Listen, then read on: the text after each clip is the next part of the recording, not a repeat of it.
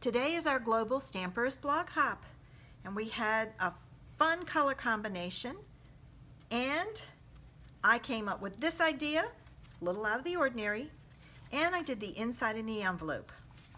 Join me in the craft room and I'll show you how. This week for the Global Stampers blog hop, we have a color challenge. We were to use crushed curry, gorgeous grape, and granny apple green. I've chosen to use the seasonal Chums stamp set, and I'm going to use the pumpkin, and I'm going to color it a little different than you would normally think of. We'll see how it goes. So I need a scrap piece of Whisper White.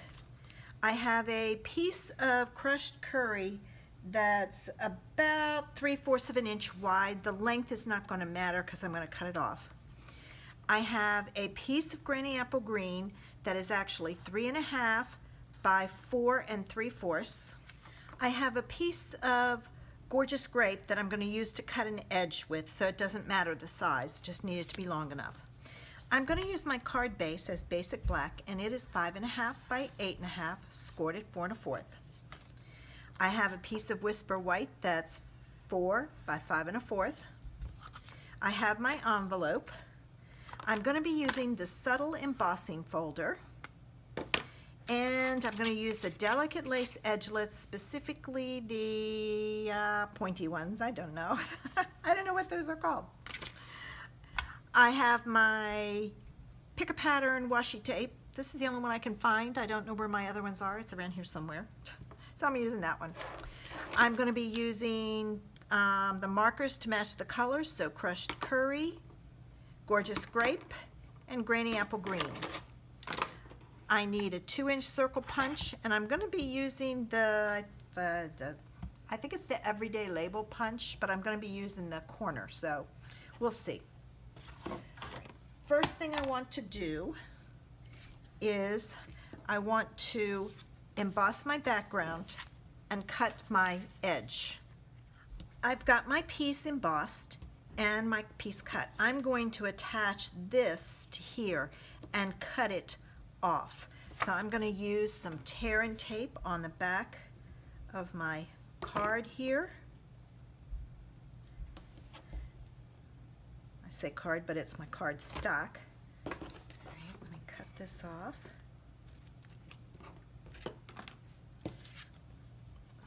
Burnish this in real good so it's not too hard to pull off. Okay, there we go. Now I'm going to set this down. Oh, still got a few pieces left. I've got to get those out. I'm going to put it down so that it's just under the stitch looking line. Get that piece out. One of the pieces didn't fall. And now I'm going to take my snips and I'm going to cut it off so that it's even, like so.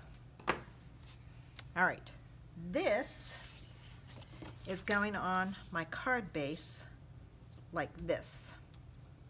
Ooh, this end's not even. Just saw that. Let me trim it up. There we go. All right, and let me take and add some glue to the back of this and go ahead and put it down. Actually, you know what? Before I put it down, before I attach it, I should have done that. I'm going to have to modify.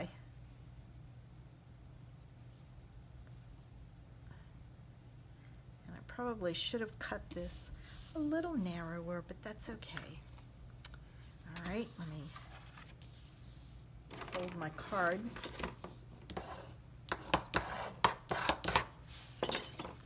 All right, I'm going to take my piece of crushed curry and I'm going to go in from the top here, and I'm going to just cut a decorative edge to it. Just something for some interest. You know, you can use any punch to do that. I just happened to choose this one, and I see that there's a little tiny snippet here that I'm just going to cut off. And then that is going to go on there like that. So I need to cut off about an inch. So let me cut the inch off, and I'm going to glue that there.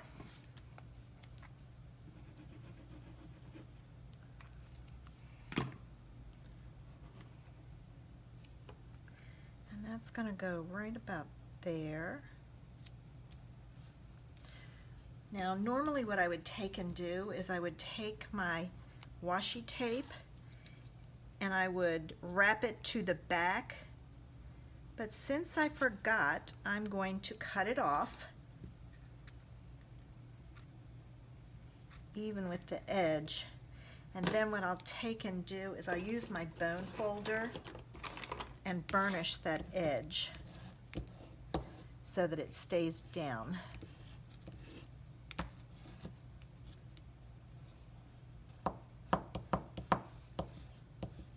Okay, so I've got that. Now it's time to stamp our image and our sentiment. So I'm going to use, again, I'm using just the pumpkin. So I've inked up just the pumpkin, and I'm going to stamp it there. Then I'm going to take the Trick or Treat